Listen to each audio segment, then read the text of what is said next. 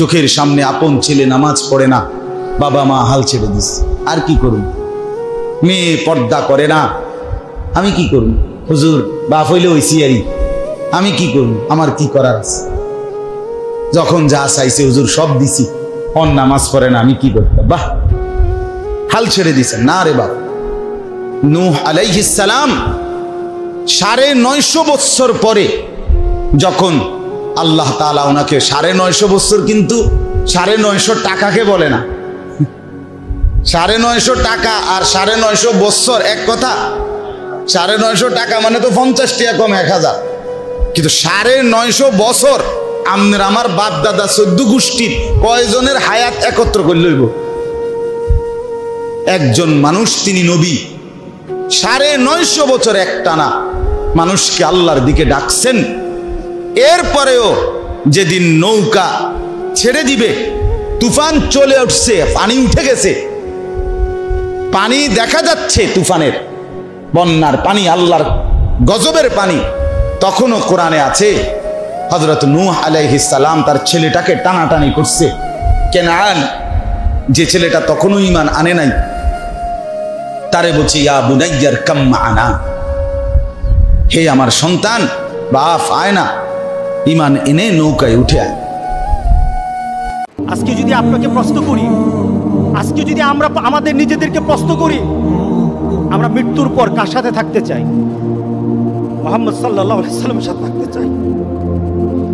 আমাদের উদ্দেশ্য, আমাদের চূড়ান্ত চাহিদা হলো আমরা রাসূলের সাথে থাকতে চাই, আমরা মুমিনদের সাথে থাকতে চাই। এর জন্য আল্লাহ সুবহানাহু ওয়া তাআলা প্রত্যেক নামাজের শেষ প্রান্তে যখন সূরা ফাতিহা পড়ি, তখন আমরা কি পড়ি?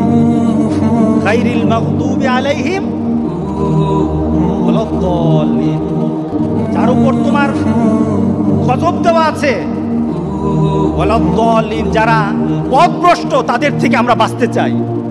আমরা দুনিয়া তো চাই, আখিরাত তো চাই, ঠিক না? দুনিয়া তো নয় শুধু, আমরা আখিরাত এমন ব্যক্তির পিছনে থাকতে চাই না, আমরা থাকতে চাই আমাদের সামনে থাকবে মুহাম্মদুর রাসূলুল্লাহ সাল্লাল্লাহু আলাইহি সাল্লাম। এই উম্মতকে আল্লাহ ডাইরেক্ট জাহান্নামে পাঠাবেন না, ফয়সালা হয়ে গেল পাঠাবেন না, ডাইরেক্ট পাঠাবেন না। অন্য উম্মত ফয়সালা হবে সিধা জাহান্নামে, এই উম্মত যাবে না। এই উম্মতকে আল্লাহ এক জায়গায় নিয়ে জড়ো করবে। জড়ো করা বোঝেন তো? একত্রিত করবে, ওই জায়গায় নিয়ে করবে যেই জায়গা দিয়ে আলেমরা জান্নাতে যাবে। যখন আলেমরা ওইখান দিয়ে অতিক্রম করবে, তো আল্লাহ পুরা মজমাকে বলবে, কে কাকে চিনো, কাল লিস্টিতে কার নাম আছে, তাড়াতাড়ি ধরো, চলা কিন্তু গেল। তো যায়া ধরবে, হযরত আপনার লিস্টিতে তো আমার নাম আছে, আপনাকে তো আমি চিনি, মহব্বত ছিল, ভালোবাসা ছিল, আসা যাওয়া ছিল, উঠা বসা ছিল, চলাফেরা ছিল, খাওয়া দাওয়া ছিল, আর শুনেও আসতেছি আপনারা সুপারিশের অধিকার পাইছেন। আল্লাহ আপনাদের সুপারিশ কবুল করবে, আমাদের ফয়সালা জাহান্নাম হয়ে গেছে। একটু যদি হাত উঠায়া দিতেন, হয়তো নিষ্কৃতি পাওয়া যেতাম। তো আলেমরা দেখবে যে ঠিক কিনা তার কথা, ওইখানে আল্লাহ প্রমাণিত করবে প্রজেক্টরের ভিতরে, দেখতে সে যা বলবে ওটা সত্যায়িত হইতে থাকবে। তারপরে আলেমরা সম্মিলিতভাবে আল্লাহকে বলবে, আল্লাহ আমরা জান্নাতে যাব না।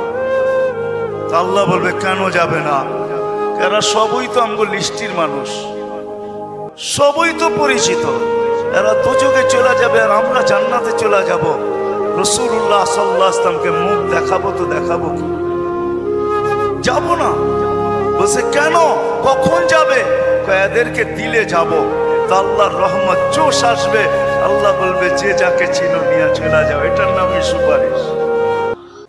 মরে গেলে কবর দেওয়ার পরে কি দিয়ে মাটি চটে? অপমান করে। তার মানে পা দিয়ে ছোটা অপমান না, এটা আল্লাহর দেওয়া বিধান, এটাই সম্মান। এটাই তখন কি?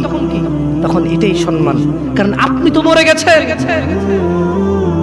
আপনি তো মরে গেছেন, আপনি তো নিজের কবরে নিজে যেতে পারবেন না, আপনার জন্য লোক লাগবে। এটাই আল্লাহর পক্ষ থেকে আপনার জন্য সম্মান। আপনি বলছেন অমুক তাবিজ দেয়, তুমুক পানি পড়া দেয়, তুমুকের দরবারে এই পাওয়া যায় সেই পাওয়া যায়। আরে অমুক তুমুক যখন মারা গিয়েছিল নিজের কবরে নিজে যেতে পারেনি, আপনাকে কি দেবে? ইন্না লিল্লাহি ওয়া ইন্না ইলাইহি রাজিউন। আল্লাহর সাথে এত বড় অন্যায়, এত বড় গাদ্দারি করবেন না। এত বড় অন্যায় কথা কখনো বলবেন না। কেউ কিছু দিতে পারে না। কে দিতে পারে? বাস আল্লাহ। আল্লাহ কাউকে ঠেকা দিয়ে রাখেনি, আল্লাহ কারো কাছে ঠিকাদারে দিয়ে রাখেনি যে তুমি মাধ্যম ছাড়া আমার কাছে কেউ আসতে পারবে না।